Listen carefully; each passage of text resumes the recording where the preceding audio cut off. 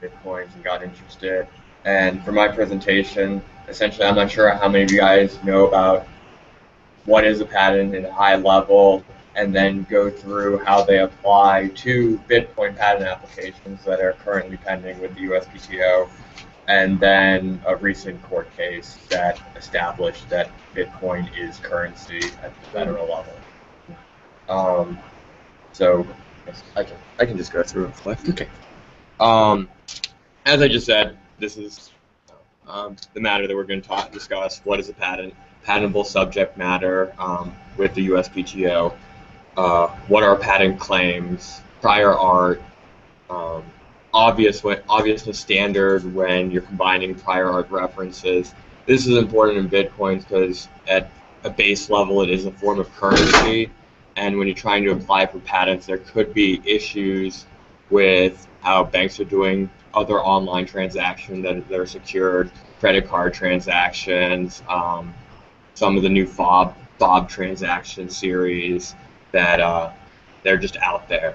And then we're going to go over some patent claims for some new Bitcoin patent applications, and then pending cases. At a high level, what is a patent? A patent is any new useful process, machine, manufacture, composition thereof. This is under federal law 35 U.S.C. section 101. Patents provide patent owners with exclusive rights to their invention. That these exclusive rights are to limit other people's from making, using, selling, importing, and exporting. And with Bitcoins, this is important because over the internet, pretty much if you're, I'm not sure what standards would be held for importing and exporting Bitcoins, but transactions over the internet, if they're on domains that are tied to U.S. addresses, would apply to all Bitcoin applications, because it seems like a lot of transactions would occur with servers based in the U.S. A couple years ago, there was a recent patent case which dealt with software patents, or patents in general for things that you can't touch. Pretty much software-based patent applications. People were programming inventions, but there wasn't really sure where the USPTO or the Federal Circuit would stand on if you could patent software. A patent case in Bilski, they established that you can patent software if you tie the software to a particular machine, or the other way that you can patent software is if it transforms particular article of manufacture. That limitation is more so geared towards chemistry patents, but the way you can tie Bitcoin patents to software, it's easy. To machines, is tie it to computer processors. Just with the topology that goes into Bitcoin patents, there needs to be some sort of data that's transferred over a network, and obviously the network's going to have some sort of back-end servers. You're going to need an end-user computer to produce whatever type of transaction you're doing. If you're buying stuff online via Bitcoins, there's going to be an end-user processor, display, and stuff like that, which are hard computer elements, hardware computer elements. So they definitely are patentable, but if you're writing the patent yourself, you just need to remember to tie it to either a specific network, servers, computers, actual hardware elements. And at that point, it's fairly low hurdle, but just something that you can't just say, my patent application's based on transferring Bitcoins over the internet, because then it's not tied to a tangible medium.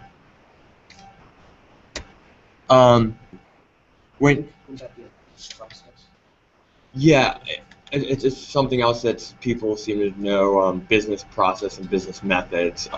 Cases have gone down of people, just how they conduct their normal business, and they want to try to get a business method patent on it. But the methods themselves, if it's just the way you go around doing something, like the way I walk is I take 2 fast steps and then 1 big leap. You can't patent that because it's not tied to a particular machine or apparatus.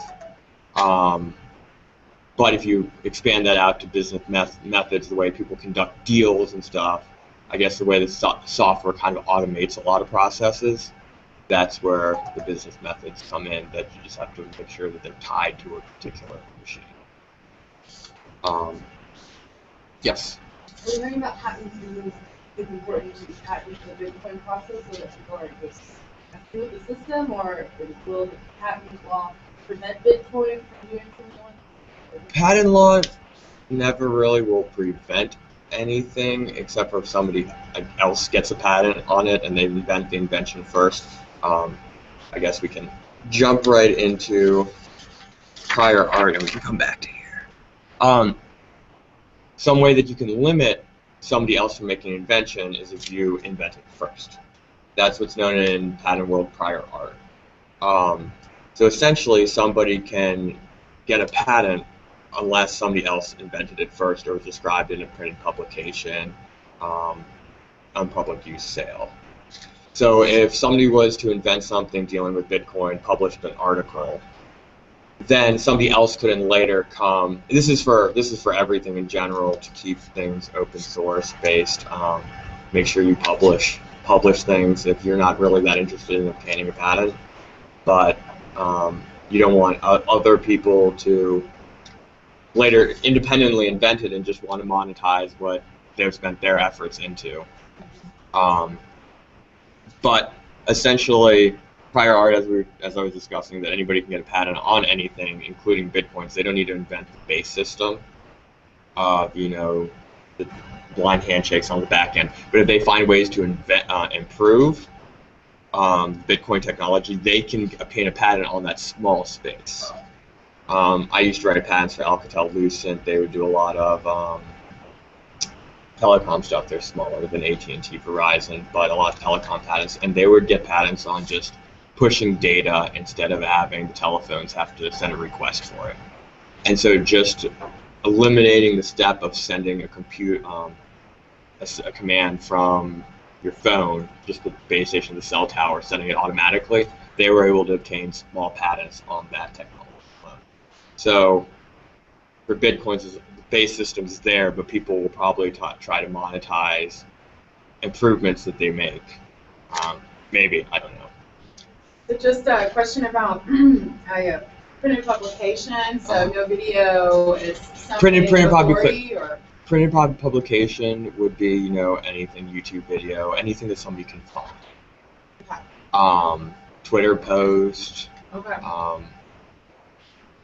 Not an actual public, because at one time you needed to be in an actual publication. At one time you did, as long as people can find it in journals. This is something that gets heavily litigated, because what happens is when you file a patent application, they'll look at the person in the patent office will do a review of your claims, and typically they're based off patents and journal entries and stuff of that nature. But then when the patents get litigated, people have a lot more time to find out what was the prior art in whatever the universe it is. So people will spend hundreds of hours trying to invalidate the patent, where somebody at the patent office will have a lot less time. But printed publications can be something as similar as posting. I guess in this case you can't, but if you invented a hardware machine, you post a picture to Instagram. You can even bar yourself from later obtaining a patent if it's more than a year. You make a hardware invention, take a picture, you post it, you write about a couple blog posts about it. Your prior art would limit you from even getting a patent on your invention because you made it publicly available. The purpose of that is they don't want people to make inventions publicly available. Somebody else comes and you realize 4 or 5 years down the line, I'm selling all these products, it's really good, but there's also the knockoffs in that point, and then you at that point decide you want to stop other people from making it. You kind of have to start it from the beginning.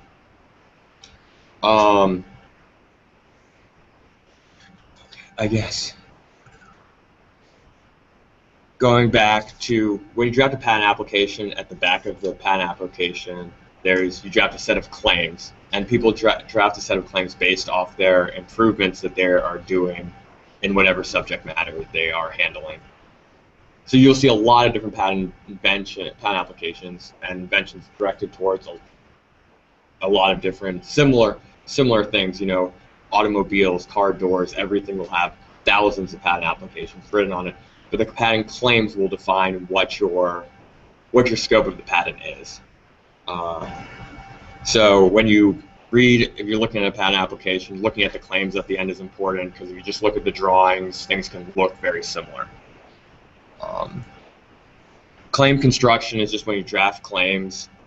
Every single word will be analyzed. If you're saying you're determining something, a computer's determining something, it can't be done automatically because there's a determination meant, and it's just very finely written that you have to analyze what the words actually mean. It's important in Bitcoins when there's multiple computing devices, and some of the computer devices might be receiving and sending and transmitting data, that you make sure that what is sending data is actually sending the data, and what's receiving the data is actually receiving it. Because if you do the opposite, then the claims won't make sense, and somebody might not infringe on your patent application. So something that I see interesting dealing with Bitcoins will deal with other security methods that banks are currently using on online transactions. When somebody's making a new invention, but it might be building on something else that's already out there, there's an obviousness standard that you need to overcome. It's similar if you're making an invention for a bicycle and you see that cars have headlights, so you want to reduce the amount of accidents on bicycles, so you're going to put headlights on the bicycle. Somebody at the patent office would say, well, it'd be obvious that the same thing, you're trying to shine lights in front of a moving vehicle. So just adding bells and whistles to a patent or combining different elements, you can't do that. Or somebody won't give you a patent on it. There was a famous case, KSR, International Telefax, when car pedals used to be, when you press them to set the accelerator, the mechanical force on the pedal would determine how fast you were going to go. But then later as technology grew, it just turned into an electronic sensor. And they said technology has grown. We know that people can measure stuff by electronic sensors to measure pressure. It'd be obvious to combine the mechanical differences to electrical sensors. So that's kind of getting hello, new person. Coming towards the Bitcoins, as I was saying, it's going to be interesting to see how the USPTO and federal circuits later determine online banking and credit card stock exchanges and other transactions, how they relate to Bitcoins, because Bitcoins, I'm sure a lot of the banks already have cryptology software and implementations done that might be similar to how Bitcoin's done online now. So now I'm just going to go over several applications that have currently pending applications. So they're not published patents yet, or they're not patented yet, but just currently pending with the USPTO. This application, this is one of the figures from it. It's directed towards a physical device that carries a value and can be physically delivered in a transaction. Essentially, they're trying to make this company, I'm sorry I did not get the title or the name, but they're trying to make a physical Bitcoin that you can carry it and it can display the value of the Bitcoin itself. It's a physical device, carries value. It includes the main things the patent features are going towards is a security feature that can change from a state indicating that the value value carried by the physical device has not been compromised, so somebody hasn't used the Bitcoin value yet, and that the change is detectable.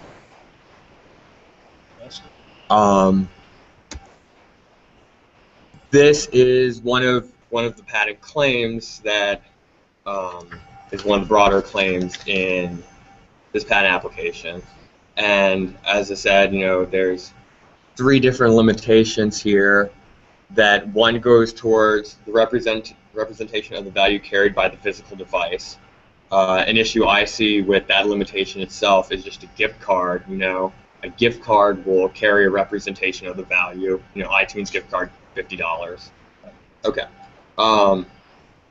then the representation being usable to transfer the value from the physical device to the digital domain. When you're purchasing a gift card, some of them have codes that you have to type in if you're going to be using them online. That would be obvious, kind of obvious there, or that would read on this claim. And the security feature that can change from the state indicating the value. Some gift cards I know have scratchers that you need to activate the code first, so you scratch them and then you type in the value. That could be read as a security feature that changes the state, that the physical device has been compromised. If somebody gave you a gift card and it's already been scratched and activated, you might think that the gift card's been compromised or doesn't carry value anymore. Yes, I'm gonna go through it, fast forward through these. Another patent application is directed towards a gaming system. This is very light, but that is a slot machine there. And its patent application is geared towards a gaming system enabling players to wager amount of bitcoins. And if the player wagers an amount of bitcoins on the game, based on the outcome of the game, they will get a certain amount of bitcoins back or other prizes. These are the patent claims here for this application, which, going back towards the obviousness standard, it seems like this patent reads on a standard slot machine, but you're just replacing bitcoins for money. When you're doing that, it's likely the patent office will just say that there was, you're just replacing a form of currency for a different form of currency, so that would be obvious.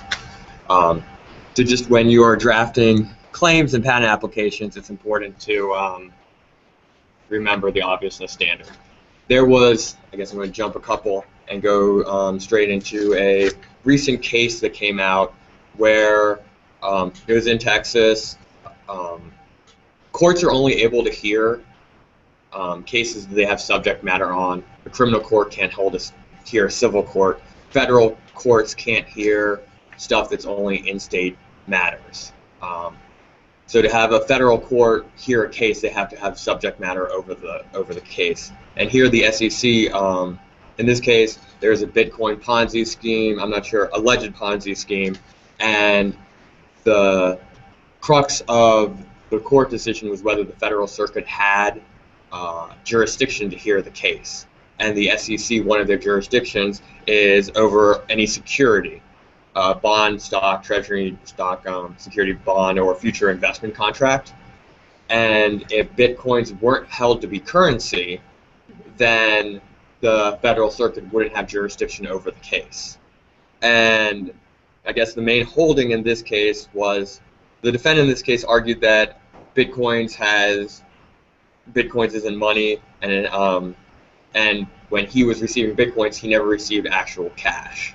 But the SEC stated that, because you can use Bitcoins to purchase other goods or services, that Bitcoins are currency, and therefore the Federal Circuit will have jurisdiction over Bitcoin cases. And that's just important going forward, I guess. It's just interesting because federal laws, if you violate federal laws such as doing illegal transactions over state lines or in a plurality of states, then your charges will be heightened versus if you're just keeping them in one state. So that's just interesting going forward. It's Michael Vick, when he had his dog fighting cases, the dog fighting itself in Virginia, I think, was punishable by like a $10,000 fine. But because dog fighting across state lines and transporting dogs to fight, that's where he got a much larger sentence, both in jail and monetarily. Because just monetarily? I forget what he had to pay, but if he just had kept everything in Virginia, I think it wouldn't have been a jail sentence, and it would have been like a $100,000 fine, and that's it. But just because Bitcoins, once again going back to the internet, it's going to be throughout the whole United States, and it appears the SEC will have jurisdiction over Bitcoin. Do we have to worry about international law? I don't really know. So I wouldn't want to say something. But I mean, this is only if you're doing something illegal, So just if you're doing something illegal with bitcoins, it appears that it's the same thing that with cash. If you're buying drugs with bitcoins, it's going to be held that you're buying drugs with cash. There's also taxes. Right. Mm-hmm. Tariffs and things, I don't know. Yeah, I don't know. So just treat it as currency on the international level. Yeah, how it would be taxed, I don't know. But just this was the first case that came out dealing with bitcoins as currency. It would be interesting to see how taxation goes. Haven't other countries recently recognized it as a currency, like France or They have. Argentina or something? They have. Germany.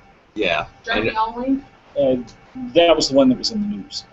So this means that we recognize it now too, this case. Yes. And only this case, no other This law has come out. this has been at the lowest level of the SEC, the district court level. The Securities and Exchange Commission needs to look into it further. Exactly. Cases can always be appealed, and at some point, if it goes up to the Supreme Court would, it could in the future it could get So changed. this is our first step in precedent. Exactly. In court precedent, though, most of the guidance we have right now is by all the standard anti-money laundering, standard customer standards that we do. Yeah. Okay. Essentially standards. About transport requirements. FinCEN is the Department of You have to go to the next presentation. Yeah, we